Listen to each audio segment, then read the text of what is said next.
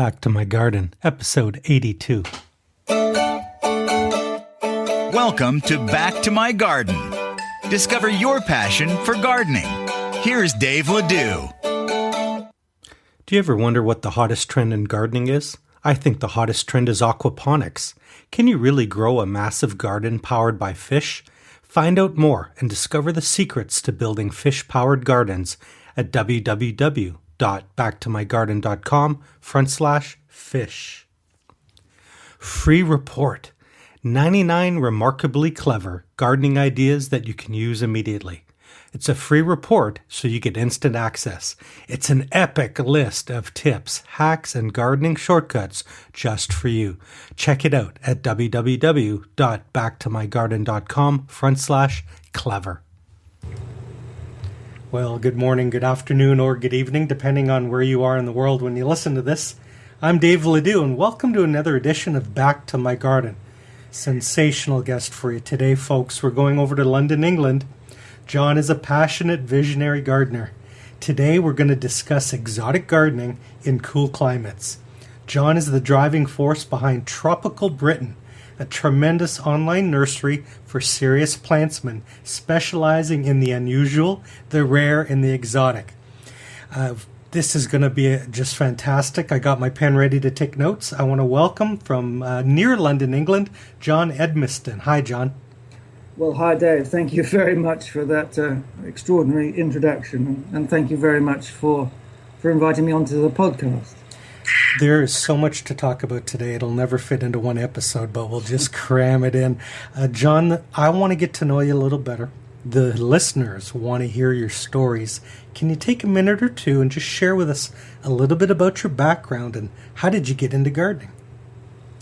Yeah, sure. I grew up in New Zealand. My mother and father were both keen gardeners, and I was surrounded by beautiful plants at a very early age, the kind of plants that here in Great Britain we would consider to be exotic, but in New Zealand we just simply took for granted.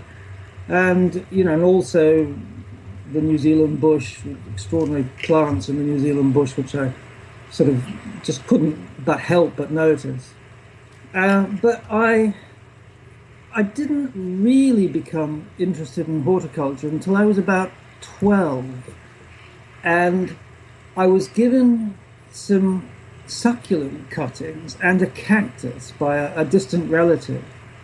And I just became obsessed with cacti, like many people. That was my in route into horticulture. And I just started to fill my room with cacti. And very soon I badgered my father we had to get a glass house. And so the two of us built a glass house up in the back garden. And I badgered him into going to all these obscure nurseries that somehow I managed to find. And would spend all my pocket money on these rare plants. And so that's how it really began. And then I think that really the next significant sort of step was when I went in my teens over to Australia and just became exposed to tropical gardens and the huge range of plants that you were able to grow there, and it was just like living on a vibrant new planet. And then I went up to Bali in Indonesia, and I saw Balinese gardens and Balinese courtyard gardens and Balinese temples, and I just became and the extraordinary beauty of them, and I just became very hooked on this notion of trying to recreate that beauty in my surroundings. It all sort of came to a halt, of course, when I came to the UK, because it was a lot cooler here. I understand completely. Well, for those of you listening in, especially those of you driving in your cars, John and I are going to sit back, relax, and talk for 20-30 minutes about exotic gardening, but don't try to take notes on your phone while you're driving. I got my pen ready. All the resources and links that John shares will be up on the blog at Back to My Garden. Make sure you follow John on Twitter at Tropical Britain. and check out his amazing website. It's got everything. We're going to talk about it in detail. It's called www.tropicalbritain.co.uk. Now, John, maybe we should start with your site, because I went on there and I saw a listing of some of the plants, like allium, lilium, yucca, agave, and I saw that you had visited the Sydney Botanical Gardens, as have me and my wife. Yeah. Tell us a little bit about the birthing of Tropical Britain. The birthing of Tropical Britain was relatively recent. It was about 3 or 4 years ago. I had been growing hardy exotics in the UK for the last 20 or 30 years, but I went out into the back garden. I've got some huge Trachycarpus palms out there, and they're all in fruit and seeding, and I just decided to plant about 50,000 Trachycarpus seeds. And of course I knew I was creating a problem for myself, because they would germinate in about 2 months' time. So that's really the birth of Tropical Britain. A huge number of palm trees, and it's just grown hugely ever since. I'm now on my third nursery in 3 years, and it's just getting bigger and bigger all the time. So when a web surfer, when a garden lover goes to Tropical Britain and they see that inventory, that's your company, right? You're fulfilling those orders. Yes, that's right, yeah. Astounding. So you're part .com, you're part horticulture, you're part nursery. Yeah. You're a very unique animal, aren't you? Well, I possibly, yeah. Fantastic. And we've also recently started to get into garden design now, so I'm not just content to grow them. I want to actually see them growing. We have a lot of listeners, John, who live in big cities with small patio gardens. A lot of beginners, too. I mean, the podcast is like in 35 or 36 countries now and growing. So how does somebody get started with exotic gardening in cool climates? Where's a good starting point? Yeah, I mean the thing. I mean, I can't grow the things that in the UK that I could grow in New Zealand, and likewise in Canada or say the northern states of America, you can't grow the things that maybe we can grow in the UK. So hardy is a relative concept. You have to be realistic. You have to be realistic to where you are and the climate you've got, how cold it gets, how long that sub-zero temperature is, how long it will go on for. I know there's been some really cold weather in America and Canada lately. And you just have to be realistic. That's number one, because if you try to push your zone too much, then you're going to have failure, and nobody wants that. You can't fight nature. You've got to work with it to a certain extent. But within that framework, choose the plants that are just on the other side of hardiness. And by that I mean, don't choose the boring plants. choose the plants that have the excitement, the passion, the kind of big leaves, the tropical look, the exotic look, that they might not necessarily be very tropical, like Fatsia japonica is a very standard plant here in the UK. And it's perfectly hardy. And it survives, anything that the climate can throw at it. But it looks very tropical. And maybe you could try that, or a Trachycarpus, for instance, which is a very hardy palm. Or if you can't grow a Trachycarpus palm, there's a Rapidophyllum hystrix, is a very, very, very slow growing but very hardy palm. So just try whatever is just on the other side of hardiness. And the things that you've got to do is to build a microclimate. You've got to create a little bit of shelter. You've got to be prepared to mulch heavily in the winter. You've got to create extra drainage, because a lot of these plants don't really like to sit in really damp soil over winter. And you've got to be prepared, maybe just to give them extra protection when they need it. And that will mean fleecing and just providing that extra little bit of protection when it goes down below zero. Very good. Wow. For those of you who tried to take notes there's no way you kept up after microclimate. I got a little writer's cramp. That's good. I'm going to put that on the blog site. You must see a lot of mistakes too. Oh, I guess you might have gone through it as you were developing your skills, right? Yes, many hundreds of mistakes. But that's how you learn, Dave. And look, when I first came to the UK, I'd never seen a frost before. I didn't know what a frost was. I came to the UK and in the late 70s, and I looked at the gardens and I felt, it was the middle of winter. I didn't even have a coat, didn't have a warm coat. It was grey, it was cold, it was freezing, and the country was in decline, and the gardens looked pretty bad too. And whenever I saw a cordyline or a phormium, my little heart sang. It's like, oh, there's something from New Zealand. Or I'd see a Trachycarpus and think, oh, great, they can survive here. But so what I started to do was I just started to import seeds, and this was long before the internet. And I didn't even know that how cold it got here.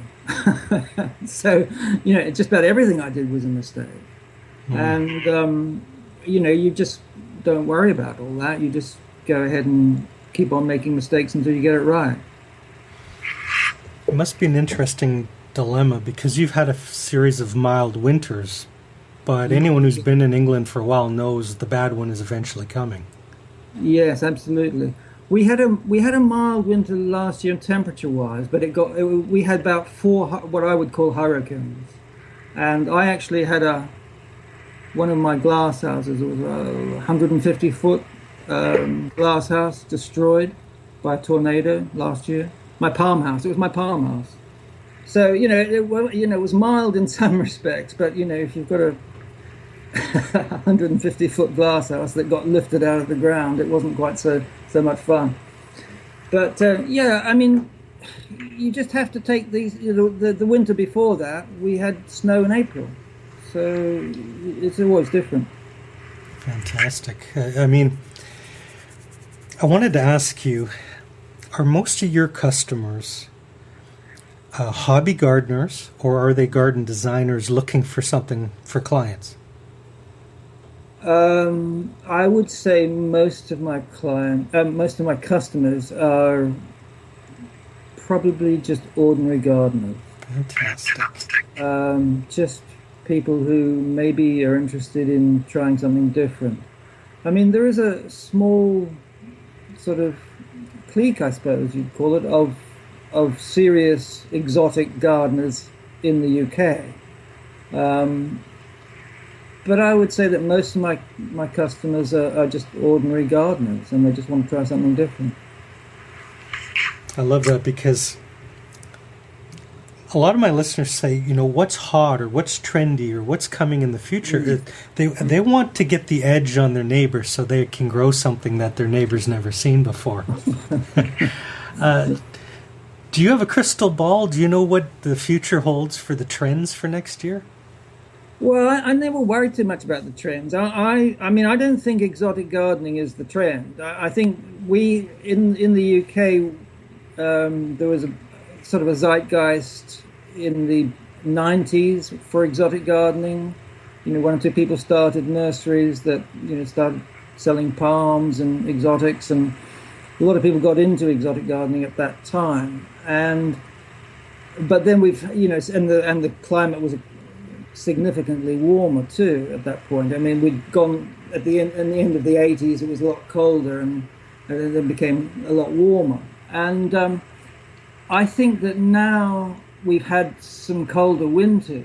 That caught a lot of people by surprise, and they'd forgot that they actually had to protect some plants, so they lost quite a lot of quite significant investments, shall we say.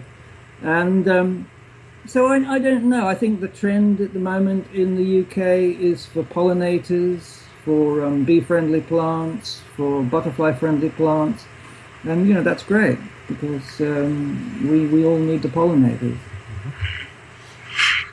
You're busy running your internet business and your nurseries and your garden design company. Did you get a chance to garden personally this year? And if so, what was it like? Well, I do actually have a vegetable garden. I have two allotments. It's a bit of a busman's holiday. So I do try to live out of my garden as much as I can, and I grow potatoes. I grow a lot of squash. I grow corn, tomatoes, all of that good stuff. My back garden is literally a jungle, and it's a jungle in both senses of the word. So it's really overgrown, and it's this next year that I intend to take the machete out there and knock it back into shape. If you're listening to the podcast and you live in the greater London area and you want to volunteer to help John next summer, make sure you hit him up on Twitter at Tropical Britain and bookmark tropicalbritain.co.uk. Volunteers are good. Volunteers, well, and it's a learning experience to work. But it's like that old adage about a cobbler. His kids have no shoes because he's so busy making shoes for other kids. And it's very true, yeah. What brings you the most joy in your garden? And is there anything that frustrates you? Dave, what brings me the most joy in gardening is just sowing seeds. I can't stop sowing seeds. I'm a compulsive seed sower. I probably buy thousands of seeds every week from all around the world, from multiple different sources. My employees look at me as if, well, I am just slightly mad. I arrive, with, yet more. Our propagators are just bursting with seeds, and I can't stop, and I create. And then, of course, the problem is that creates more plants. They have to look after them. They have to pot them up and grow them on, and we have to sell them. So.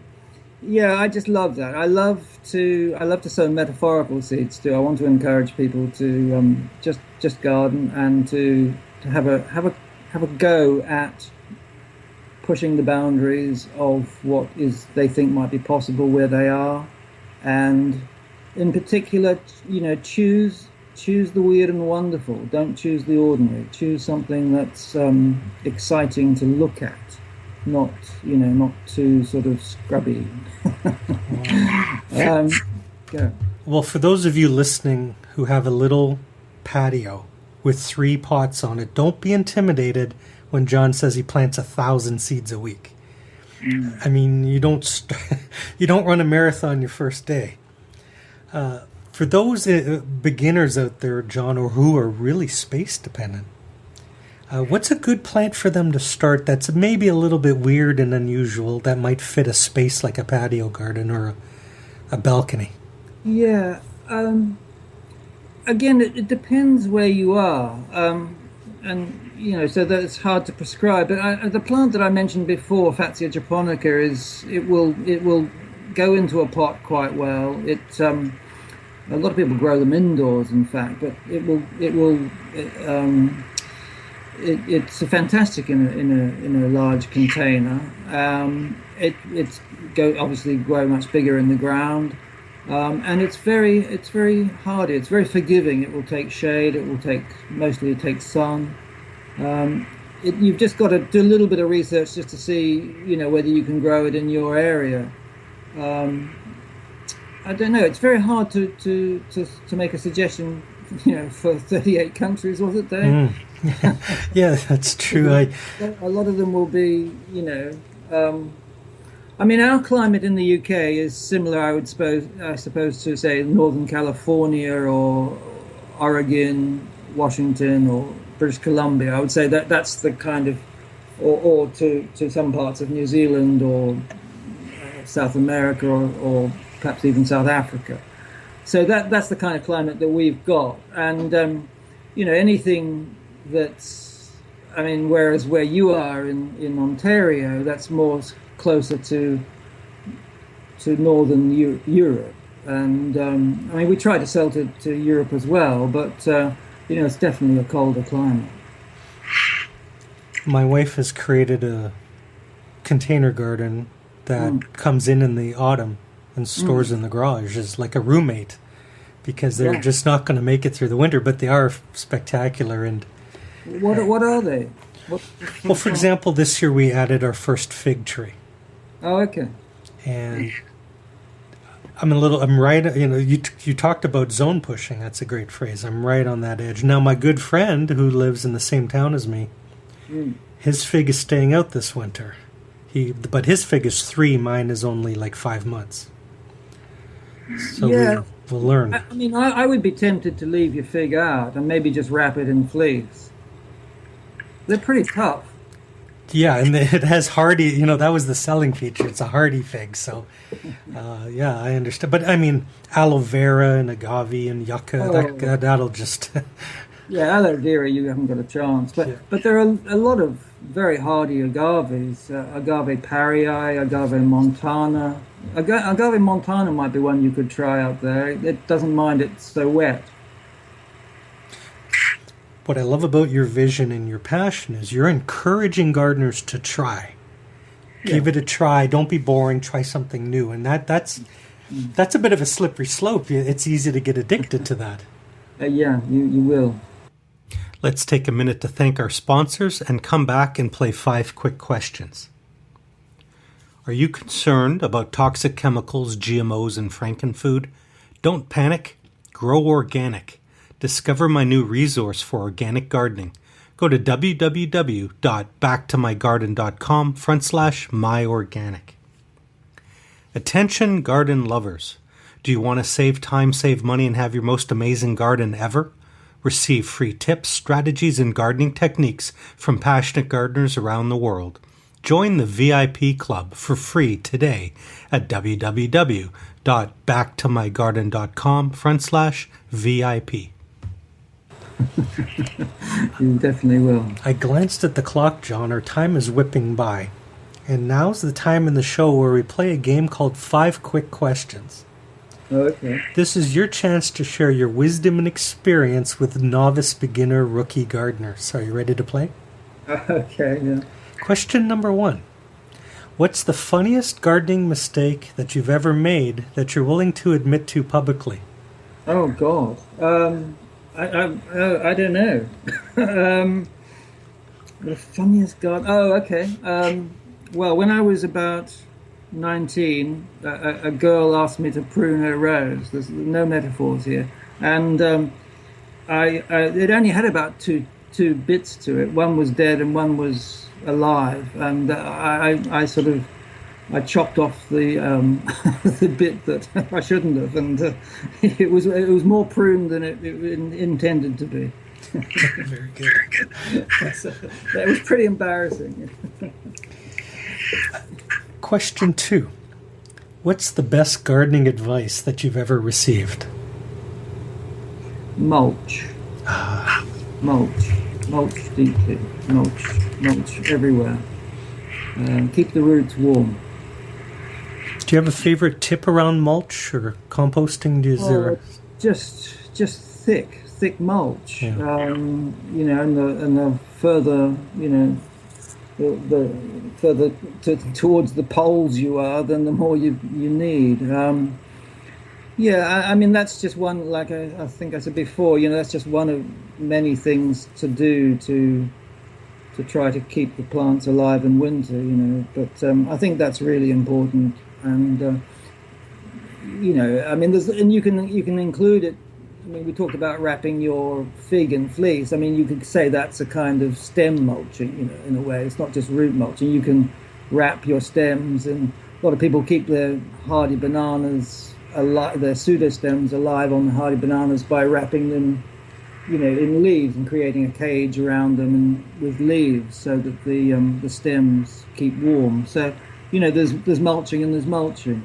I think, my best advice would be just to experiment, to try to find out as many different techniques as you can to keep the plants alive. And, there's always a way. Well, as long as it's not too tropical. Question number 3 is internet related. I want everybody after the show is to go to John's site at tropicalbritain.co.uk. John, question 3 is, do you have one or two favorite gardening websites or resources, or is there any bloggers that you read or enjoy? Well, I mean, the thing about Tropical Britain, the website, I mean, I've tried to make that a resource in itself, so that, you know, it's not just about selling plants, so that, you know, it can be like a kind of a Wikipedia for plants, for exotic plants. So, you know, I'm really encouraged if people go there to find out about plants, and that's something that, you know, I'd like to encourage people to do. But the one other website that I just use all the time, and maybe it's a bit boring, it's a bit geeky, but I just use the plant list all the time. It's theplantlist.org.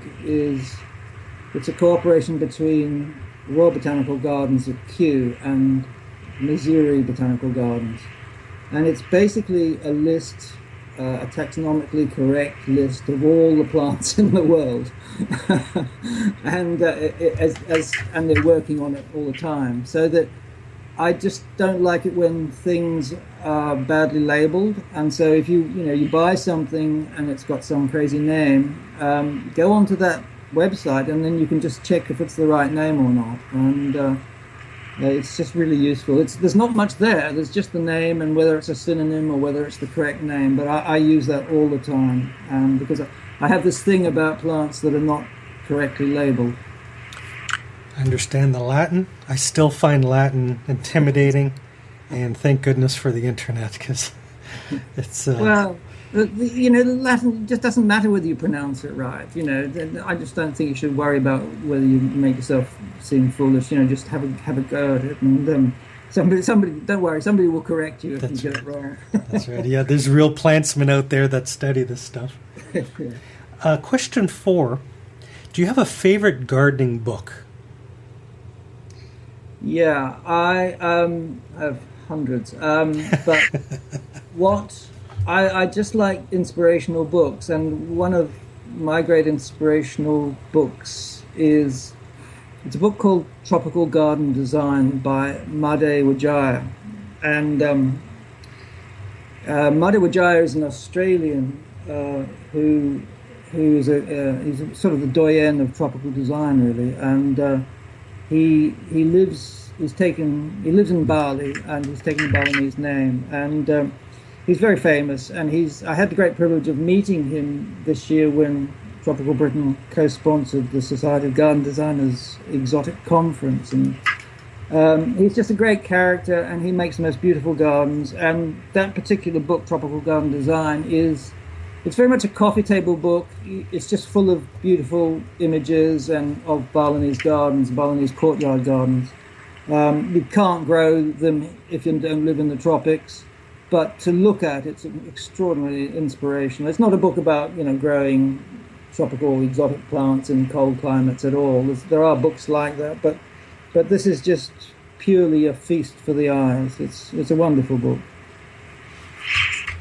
But can I mention another one? Oh, please, yes. I'm just reading For All the Tea in China, which is it's a book about Robert Fortune by Sarah Rose, and it's just the wonderful story of the great plant hunter Robert Fortune in working for the East India Company, and how he bought Chinese tea, effectively stole Chinese secrets to set up the Indian tea plantations.